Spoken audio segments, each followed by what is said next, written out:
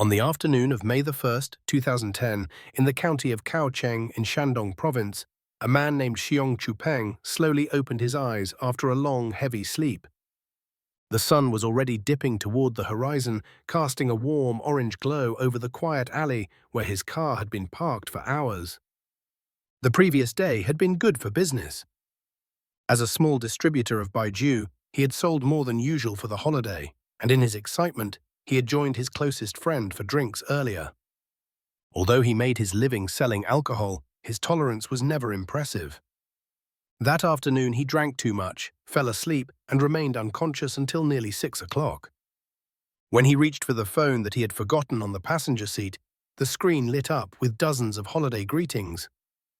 Most were cheerful, predictable, and impersonal, mass-sent messages typical of that era when mobile technology had not yet become what it is today. But among the pile of well-wishes were two messages that would forever divide his life into a before and an after. The first was from his wife, 6 short words translated as, "Come home quickly, it is urgent." The second was a cold, calculated threat, "Your wife and child are in my hands. Transfer £120,000, yuan before 7 p.m., or I will kill them." A long sequence of digits followed, appearing to be a bank account number. Hyung stared at the screen, his heart pounding. It was already 6 o'clock. He had slept through every warning, every plea, every minute that might have made a difference. Panic surged through him as he jumped into the driver's seat, started the engine, and sped toward the home where his wife and 5-month-old son had been waiting. The couple had just moved into their rented house less than a week earlier. It was a quiet place, tucked inside a narrow lane near a busy market, where crowds were expected to fill the streets during the Labor Day holiday.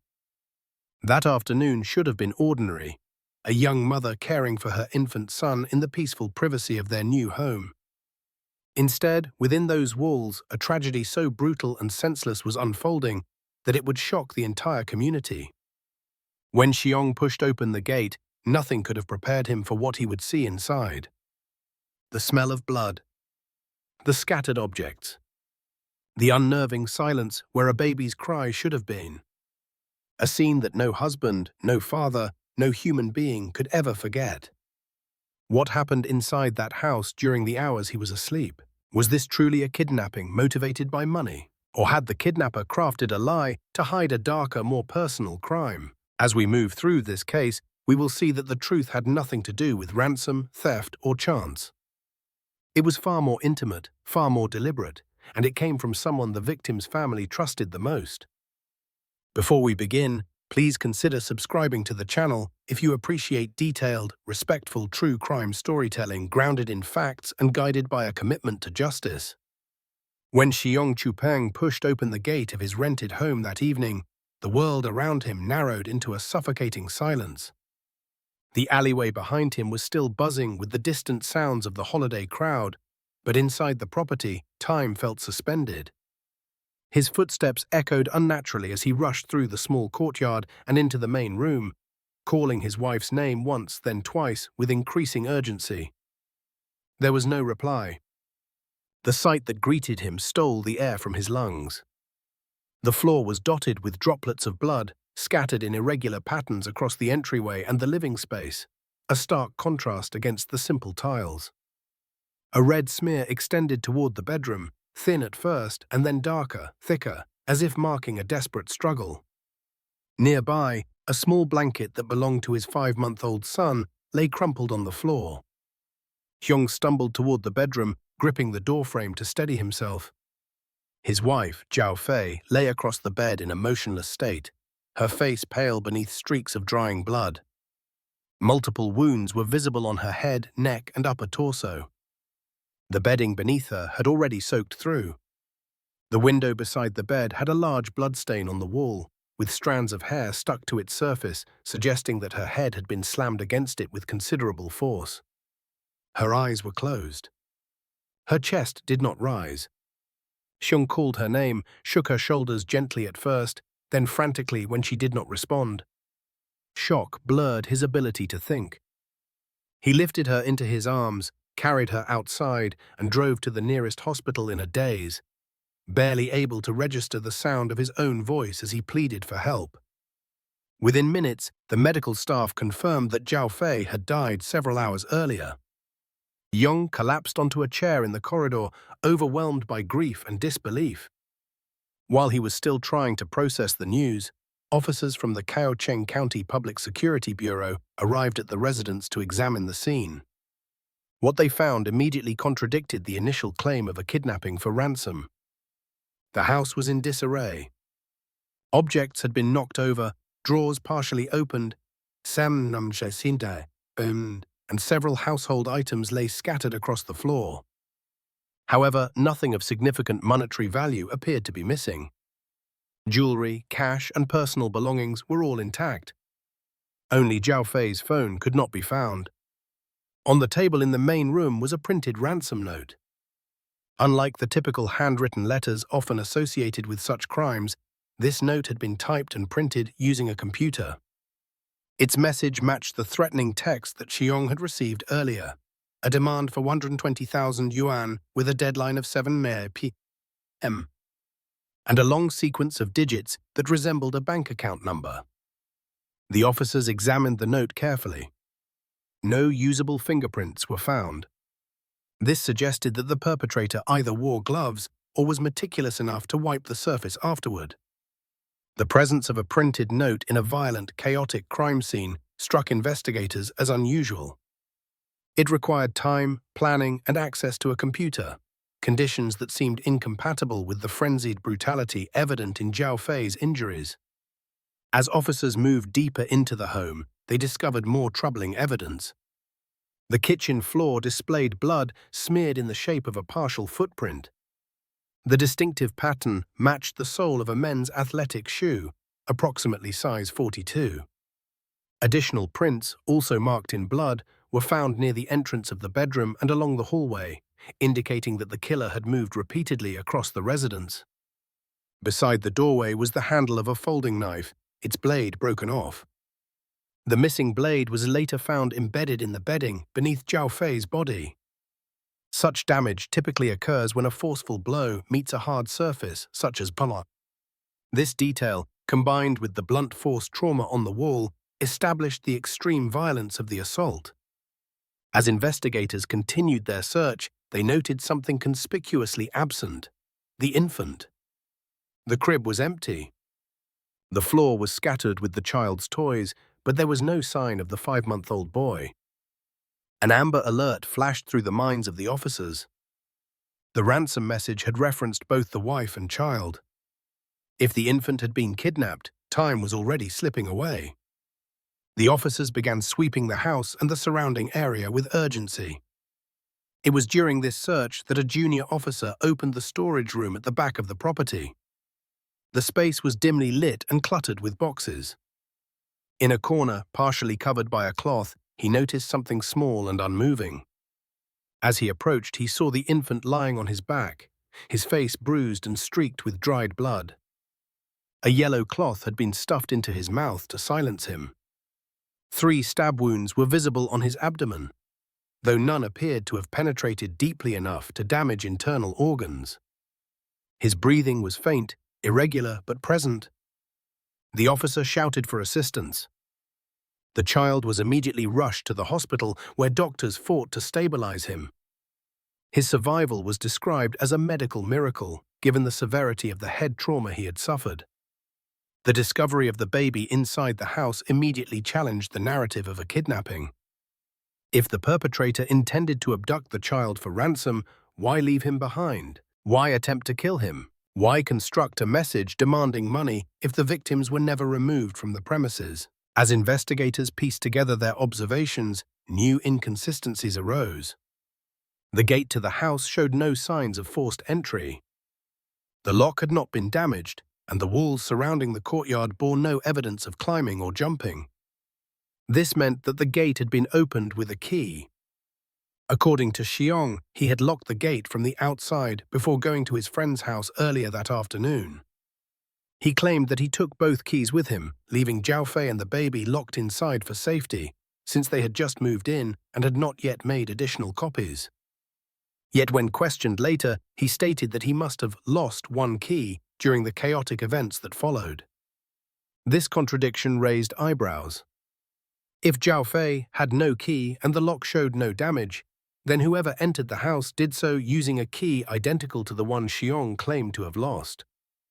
Whether the key had been stolen, borrowed, or taken without his knowledge was a question investigators needed to answer quickly. The motive was another puzzle. The staged attempt at ransom contrasted sharply with the ferocity inflicted on Zhao Fei and her child. Kidnappers seeking money rarely murder victims in the home before receiving payment, and they almost never attempt to kill an infant who cannot identify them. The officers began to suspect that the ransom message was not the primary motive, but a smokescreen created to mislead them. The true motive seemed deeply personal and possibly rooted in the victim's immediate circle. Before the night was over, the case began shifting from a supposed kidnapping to a targeted attack. And investigators were already turning their focus toward the individuals closest to the family. The discovery of the infant within the home shifted the investigative framework entirely. What had first appeared to be a kidnapping for ransom was now unmistakably a homicide committed inside a locked residence, followed by a deliberate but poorly constructed attempt to distort the narrative. The investigators recognized immediately that they were not dealing with a random intruder motivated by money. They were dealing with someone who carried both opportunity and familiarity. The first step was to reconstruct the hours leading to the crime. Zhao Fei's final message, sent at 2:32, indicated an urgent situation. According to forensic analysis, she died approximately 30 minutes later. This left a narrow window in which the attacker confronted her, escalated violence, and ultimately took her life. Because Xiong Chupeng claimed he had locked the gate from the outside and taken both keys with him, investigators initially considered the possibility that Zhao Fei had opened the gate for someone she recognized. But this hypothesis soon weakened. She had no key.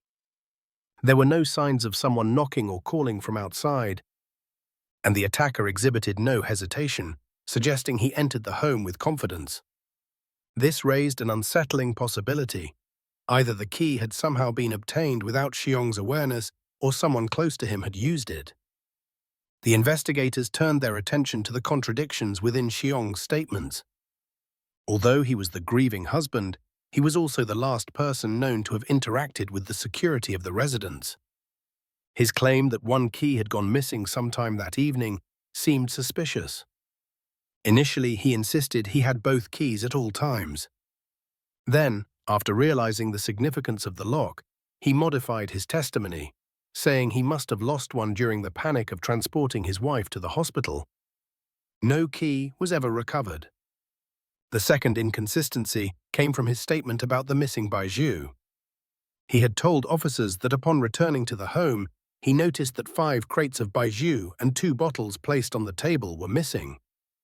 However, the following day, he retracted this detail, saying he had simply forgotten that he had sold the crates earlier and had placed the 2 bottles on the table before leaving. This continuous revision under pressure cast doubt on the reliability of his memory. At this stage, Xiong was not considered guilty, but he was undeniably problematic. The investigators kept him under close observation while widening their inquiry. They interviewed neighbors, reviewed his business dealings, checked for any conflicts, debts, or disputes that might suggest a targeted attack. Yet every person who knew the family described them as quiet, honest, and hard-working. No one had expressed animosity toward them. The theory of random retaliation or debt collection quickly dissolved. Meanwhile, doctors at the provincial hospital provided updates on the infant's condition. The baby had suffered extensive cranial trauma, a set of shallow stab wounds across the abdomen, and severe bruising to the face. The medical team noted that the blade had been blunted or broken before penetrating deeply, preventing fatal injury. This matched the forensic report from the bedroom. The broken folding knife used to attack Zhao Fei had snapped upon impact with her skull. The perpetrator had then resorted to blunt force violence to silence the crying infant. This detail added a psychological layer to the crime. The attacker had chosen to harm a defenseless child, even though the child posed no threat and could not identify anyone. The violence was not utilitarian, it was panic-driven and reckless. This was not the behavior of a sophisticated criminal. It was the behavior of someone young, impulsive, and emotionally volatile. As the investigation progressed, a critical development emerged from a seemingly minor detail: the identity of the last person who had been with Xiong before the attack. He had spent the afternoon drinking at the home of his close friend, Wang Wendao, a 19-year-old who lived nearby. According to Xiong, they had consumed alcohol earlier in the day and he had fallen asleep at Wang Wendao's home. Wang Wendao was therefore the only individual capable of confirming Xiong's alibi for the time of the crime. However, when officers attempted to locate Wendao for a formal interview, he was nowhere to be found. His rental room was locked from the outside, his belongings appeared hastily packed, and his mobile phone was switched off. Neighbors reported that they had last seen him on the evening of May the 1st, only hours after the homicide. Since then, he had vanished. His family could not provide any dependable information. They claimed he had spoken vaguely about seeking work elsewhere, but no one knew his whereabouts. This disappearance significantly altered the trajectory of the investigation. It is uncommon for an innocent individual, especially a close friend of the victim's spouse, to flee immediately after a brutal crime occurs. More troubling was the fact that, according to Xiong, Wendao had telephoned him on the night of the murder to express condolences and even offered to send 5,000 yuan as a gesture of sympathy. During that call, Wendao stated that he already knew that Zhao Fei had died. But at that time, this information had not been made public. The hospital had not announced the death. The police had not disclosed it. Only two people should have known: the attending medical team and Xiong himself. How then did Wendao know? This was the turning point. Investigators obtained a search warrant for Wendao's residence. Inside, they discovered two crucial items: Zhao Fei's missing mobile phone and a bank card belonging to her. The card number matched the sequence printed on the ransom note. This revelation exposed the truth behind the ransom message. The account number was not an actual banking account at all. It was simply the serial number on Zhao Fei's bank card, copied directly without understanding the difference. This confirmed that the ransom demand was improvised by someone with limited criminal experience. As the forensic technicians continued their search, they recovered the matching computer printer in Wendao's room, complete with traces of ink consistent with the ransom note. The investigators were now certain the person who had constructed the false kidnapping narrative was the same person who had stolen Zhao Fei's phone and card. Options narrowed to a single name. A manhunt was launched for Wang Wendao. Officers traced his movements through transportation hubs and convenience store footage. On May the 3rd, only 2 days after the murder, he was apprehended in the city of Jinan, attempting to travel further north. His arrest marked the collapse of the false narrative that he had attempted to create. But it did not yet reveal intent. The question remained: why would a 19-year-old attack the wife and child of his closest friend? Why did he risk everything for a crime that offered no clear financial gain? The answer would emerge in the interrogation room, and it would uncover a motive rooted not in profit nor in revenge, but in distorted desire. When Wang Wendao was brought into the interrogation room, he appeared distressed but physically unharmed. His hands trembled slightly as officers placed the evidence in front of him: Zhao Fei's mobile phone, her bank card, and a printed copy of the ransom note recovered from the crime scene. He lowered his eyes, and for several minutes he said nothing. Only after investigators presented the timeline of his movements, along with the fact that his fingerprints were found on several items inside the residence, did he finally begin to speak. His initial statements were fragmented, but as the interview progressed, a coherent narrative took shape. He admitted that he had gone to the home of Xiong Chupeng on the afternoon of May 1st, using a key he had taken earlier that day. According to his confession, this theft occurred while Xiong was asleep on Wendao's couch. heavily intoxicated after their extended drinking session. Wendao claimed that he had noticed the keychain protruding from Xiong's pocket and acted on impulse. He removed one key without waking him. This decision, he said, was not driven by financial motives. It was driven by a fixation he had developed months earlier, one centered on Zhao Fei. In the early phase of their friendship, Xiong had invited Wendao to his home for drinks. It was during that visit that Wendao first met Zhao Fei, who was then heavily pregnant.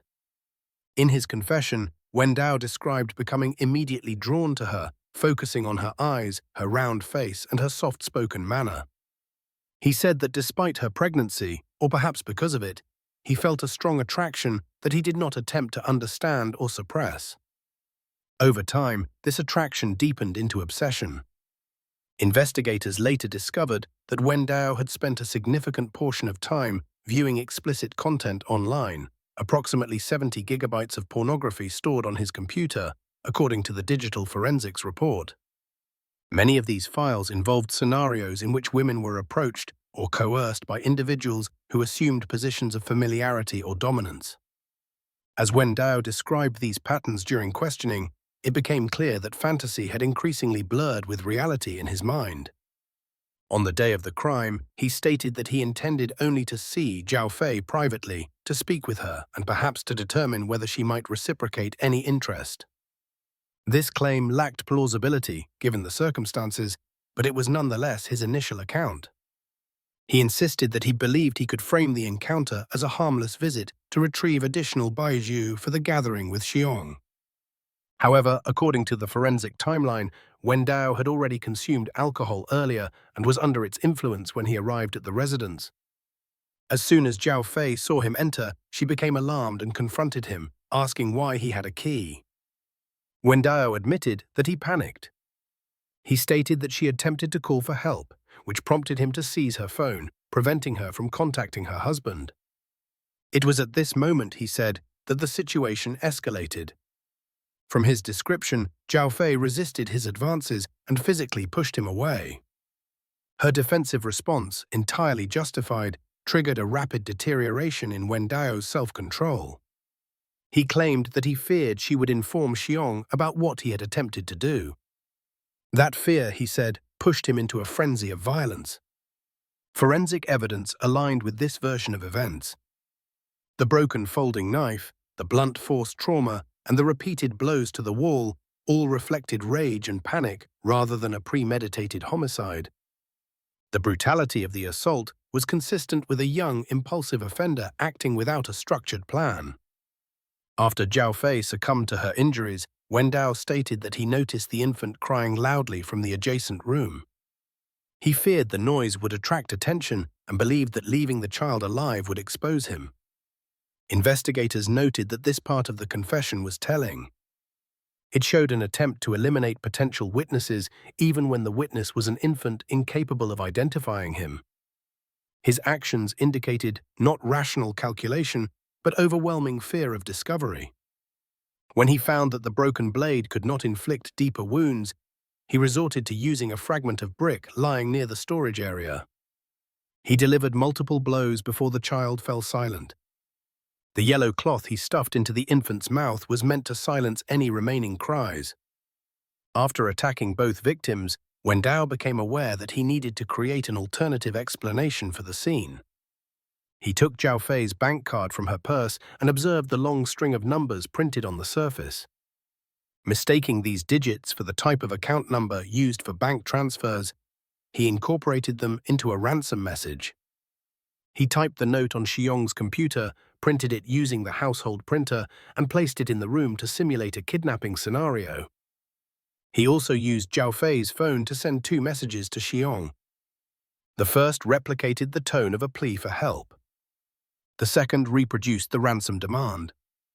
Wendao said he believed that Xiong's heavy intoxication would delay his discovery of the messages long enough to give him time to escape. He returned to his residence, packed hastily, and fled to Jinan. Investigators took particular interest in the final point. During his escape, Wendao contacted Xiong by phone. He expressed sympathy, claimed to have heard about the tragedy, and offered 5,000 yuan. However, at the time of the call, Xiong had not informed anyone that Zhao Fei had died. Police had not released any information either. Wendao's attempt to appear supportive inadvertently revealed knowledge that only the perpetrator could possess. When confronted with this contradiction, Wendao admitted that he had monitored news coverage online, searching for updates about the investigation. He claimed that he assumed Zhao Fei had not survived, given the severity of the injuries he inflicted. This assumption was not consistent with innocence. It underscored his awareness of the harm he had caused and his expectation that the death would soon be confirmed publicly. After presenting the full confession, investigators asked Wendao to clarify his motive. His explanation centered on loneliness, distorted desire, and the psychological impact of consuming large amounts of explicit content. He admitted that his fantasies had become increasingly unrealistic. He stated that he had imagined Zhao Fei would not refuse his advances, despite having no rational basis for this belief. He insisted, however, that he had not planned to kill her or her child. The experts reviewing the case disagreed with the framing of lack of planning. Although the homicide itself may not have been premeditated in the legal sense, the decision to steal the key, enter the home uninvited, and approach Zhao Fei while Xiong slept all indicated intentional boundary violation, driven by desire and emboldened by alcohol. The violence that followed, while impulsive, reflected a profound disregard for human life. Psychological evaluators noted that Wendao demonstrated elements of compulsive sexual ideation, impaired impulse control, and immature emotional regulation. He acted not because he sought financial gain, revenge, or dominance of a criminal nature, but because he pursued a fantasy that existed only in his mind. When confronted with the rejection, the illusion collapsed, and he reacted with catastrophic aggression. Ultimately, the investigation concluded that the homicide resulted from a dangerous combination of obsessive desire, intoxication, and escalating loss of self-control. The falsified kidnapping scenario, the theft of the bank card, and the staged ransom note were attempts to obstruct justice, but they lacked coherence and sophistication. They revealed that Wendao had acted alone, and that his motive, though deeply irrational, was grounded in personal fixation rather than external circumstance. His arrest ended the manhunt. However, the consequences of his actions would continue to affect the surviving child, the grieving husband, and the broader community that struggled to understand how a trusted friend could commit such a devastating crime. The case of Wang Wendao and the tragic events of May 1, 2010, remains one of the most unsettling incidents in the region, not only because of the brutality of the crime, but because of the profound breach of trust at its core. It is difficult for any community to comprehend that an individual welcomed as a close friend could transform into the perpetrator of such irreversible harm. The emotional impact on the victim's family, especially on Xiong Chupeng and his surviving child, extends far beyond the boundaries of criminal investigation. It reaches into the most vulnerable parts of human experience: trust, family, and safety within one's own home. Law enforcement officials who worked on this case have often spoken about the meticulous nature of the investigation. Every detail, every footprint, every message, every object misplaced or recovered helped reconstruct a timeline that ultimately revealed the truth. Although Wendao attempted to manufacture a false narrative of kidnapping, his staged scenario collapsed under the weight of forensic scrutiny. The recovery of Zhao Fei's mobile phone and bank card in his residence closed the final gap between suspicion and confirmation. His arrest prevented further harm, but it could not reverse the devastation he had already caused. Perhaps the most haunting element of this case is the vulnerability of the victims. Zhao Fei was a 23-year-old mother who believed she was safe in her own home during a holiday afternoon. Her infant son, barely 5 months old, endured life-threatening injuries that no child should ever face. The fact that he survived is widely regarded by medical staff and investigators as remarkable. Yet survival does not erase the trauma inflicted on him or the weight that his father must carry forward. Beyond the individual tragedy, this case prompts broader reflection on issues that often remain unspoken. The psychological reports emphasized the dangerous escalation of Wendao's compulsions, shaped by prolonged exposure to explicit material and compounded by emotional isolation. While these factors do not absolve him of responsibility, they illustrate how unmanaged psychological vulnerabilities can distort perception, weaken moral judgment, and lead to catastrophic choices. The boundary between fantasy and reality does not disappear suddenly. It erodes gradually, often without notice. The legal outcome, Wang Wendao's death sentence, was consistent with the severity of the offense under Chinese criminal law. It provided a measure of justice, but not closure. Families do not recover simply because a verdict is reached. Justice addresses accountability, but healing requires time, support, and resilience. Today, the case continues to serve as a cautionary reminder of how quickly trust can be exploited, how dangerous impulses can escalate, and how essential it is to remain vigilant about personal safety, even among familiar circles. It also highlights the irreplaceable role of modern forensic science in uncovering truth where deception is deliberate. For the surviving child, his existence stands as the most powerful symbol of resilience to emerge from this tragedy. For his father, each day is a testament to endurance and the duty to live on despite profound loss. And for society, the lesson is clear. Justice can be delayed, but must never be neglected, because the consequences of silence or inaction can be irreversible.